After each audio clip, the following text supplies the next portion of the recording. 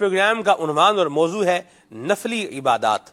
اور عبد جو ہے نا جی، عبد ہو اور عبادت نہ کرے، یہ کیسا عبد ہے وسیم بھائی؟ عبد بھی ہو اور عبادت بھی نہ کرے. وسیم بھائی بھی ہمارے ساتھ ہیں، ہمارے ماشاءاللہ نگران مجلس ہیں، مجلس اثاثہ جات اور وقف املاک ماشاءاللہ. خالد بھائی بھی ہیں ماشاءاللہ، اور ہمارے ماہنامہ فیضان مدینہ کے ایچ او ڈی ہیں جناب قبلہ مہروز مدنی صاحب، یہ بھی پروگرام میں شامل ہیں. مرحبا مہروز بھائی، اللہ آپ کا آنا مبارک فرمائے، اور بڑا مجاہدہ فرمایا ہے آپ نے.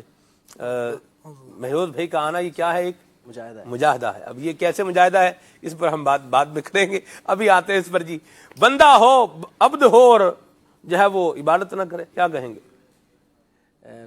سلمان بھائی، اللہ تبارک و تعالی نے ہمیں اشرف المخلوقات میں سے بنایا، اور سب سے بنیادی چیز یہ کہ اس رب کریم کا خاص کرم کہ اس نے بن مانگے جی اپنی بے شمار نعمتوں سے ہمیں نوازا ہے.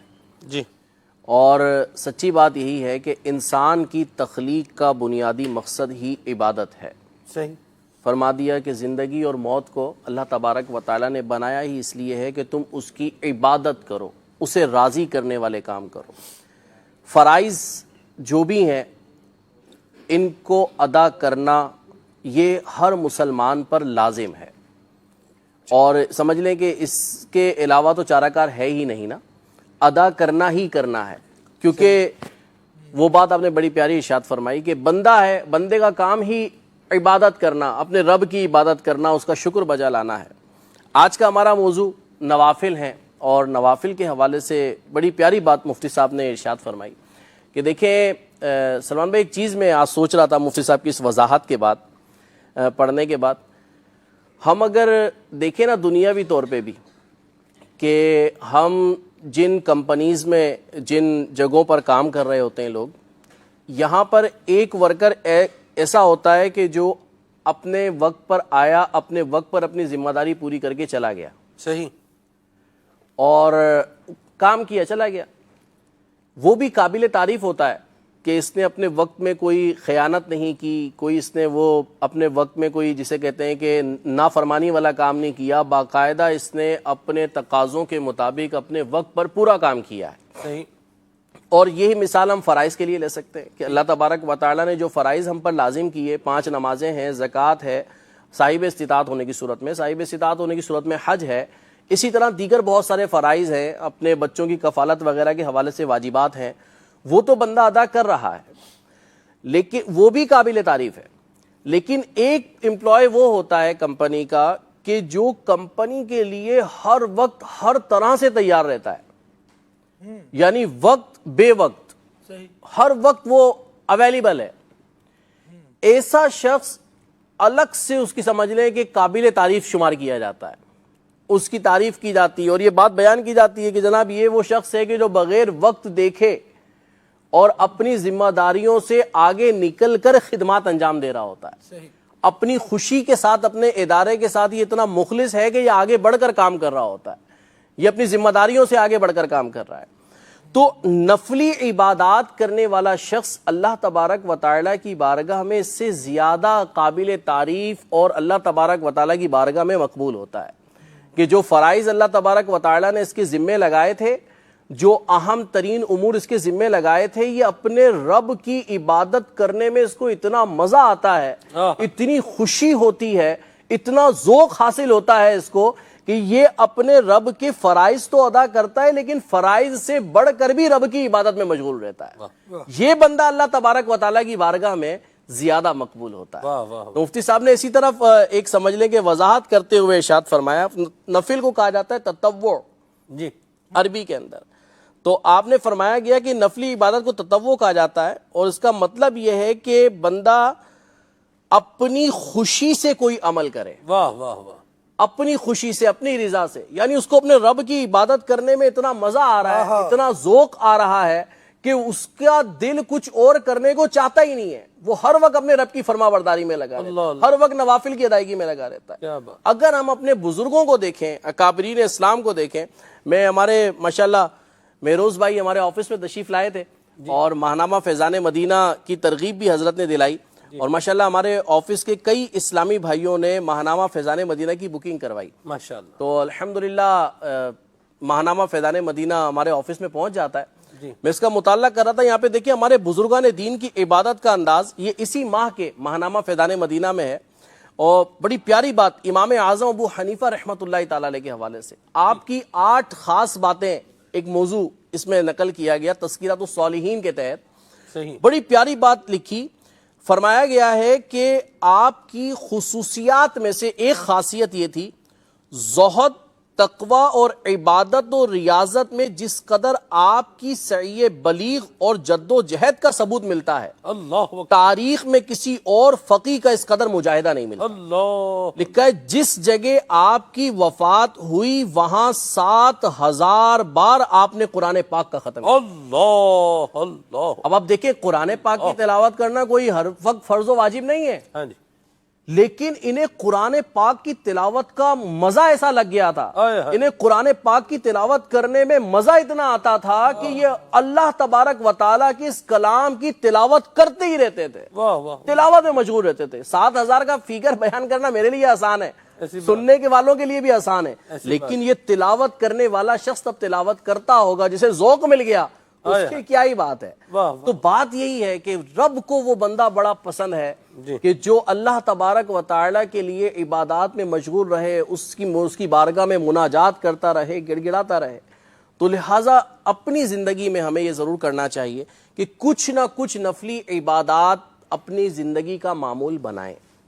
ان میں نوافل بھی ہیں، جیسے کہ ہمارے آقا سیدنا بلال حبشی رضی اللہ تعالیٰ عنہ، ان کے بارے میں حدیث پاک میں سرکار صلی اللہ تعالیٰ علیہ وآلہ وسلم نے فرمایا کہ بلال حبشی رضی اللہ تعالیٰ عنہ کو کہ اے بلال، فجر کے وقت آپ صلی اللہ علیہ وسلم نے فرمایا بلال مجھے اپنی امید افزا کام کی خبر دو جو تم نے اسلام میں کیا، کیونکہ میں نے تمہارے نالین کی آہٹ جنت میں اپنے آگے سنی ہے. اللہ اکبر.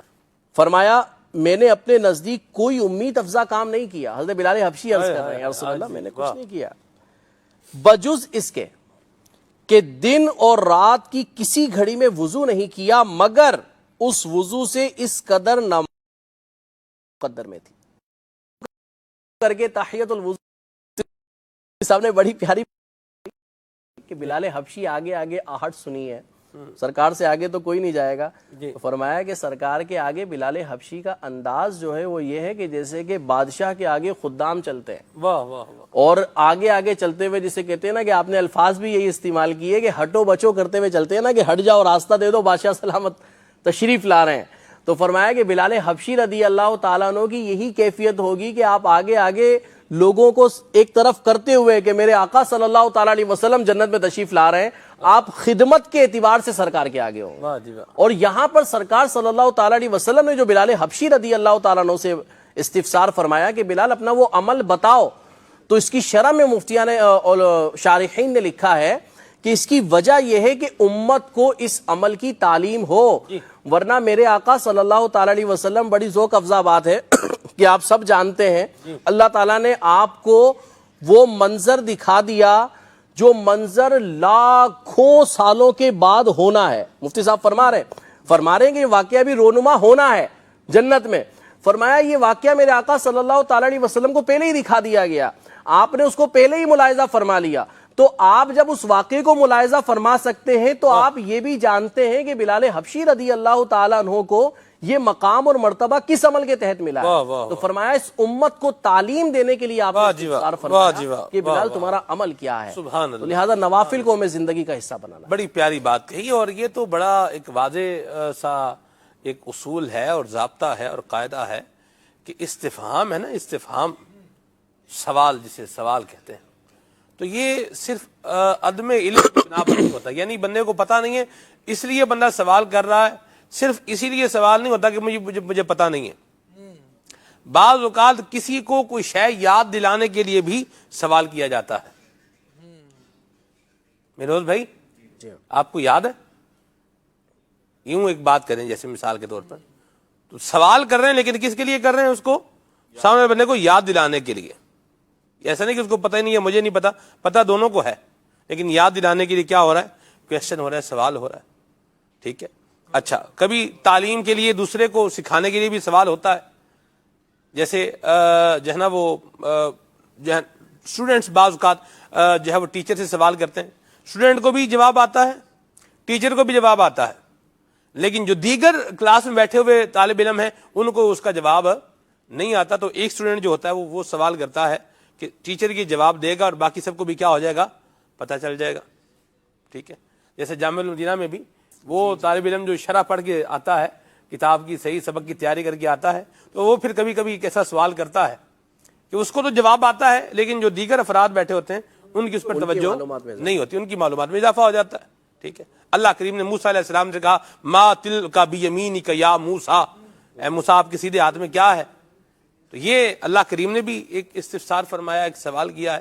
تو یہ یاد رکھنے کی بات ہے کہ سوال ہمیشہ عدم علم کی بنا پر نہیں ہوتا کہ بندے کو پتہ نہیں اس لیے سوال کر رہے ہیں، اس لیے ہوتا، بلکہ سوال کی دیگر حکمتیں بھی ہوتی ہیں. عدم علم کی بنا پر بھی ہوتا ہے لیکن اس کی دیگر حکمتیں بھی ہوتی ہیں. جب آقا کریم صلی اللہ علیہ وسلم کی ذات کا اور شان کا اور ان کے مبارک عمل کا اور ان کی بات کا جب ہم ذکر کریں گے تو اس میں ظاہر سی بات ہے وہی پہلو اور وہی بات ہم لیں گے جس میں نبی اکرم نور مجسم صلی اللہ علیہ وسلم کی عظمت اور شان کا اظہار ہے، اور جس پہلو کو مفتی صاحب نے بیان فرمایا ہے اور وسیم بھائی نے بڑے اچھے پیرائے میں اس کو آگے بڑھایا ہے. نفلی عبادات کے اعتبار سے بھی یہاں پتہ چل رہا ہے صحابہ کرام علیہ رضوان بھی نفلی عبادات کرنے، نبی کریم صلی اللہ علیہ وسلم بھی کریں. نوافل پڑھنا اگر دیکھا جائے سفر کے دوران خالد بھائی یہ بڑا آسان ہے. آپ سفر کر رہے ہیں، گاڑی جو ہے وہ چلتی جا رہی ہے، تو اسی رخ میں آپ بیٹھے بیٹھے بھی نوافل ادا کر سکتے ہیں. تو وقت اگر یوں بندہ اپنا گزارے سفر کرتے ہوئے تو سفر بھی ہونا ہی ہے. سفر میں کیا کرنا ہے؟ بیٹھنا ہی ہے، یا تو ذکر اذکار کرتے ہوئے، درود پاک پڑھتے ہوئے، تسبیح پڑھتے ہوئے وقت گزار لیا جائے، یا یوں نوافل پڑھتے پڑھتے بھی سفر جو ہے وہ کاٹ دیا جائے. کیا فرماتے ہیں؟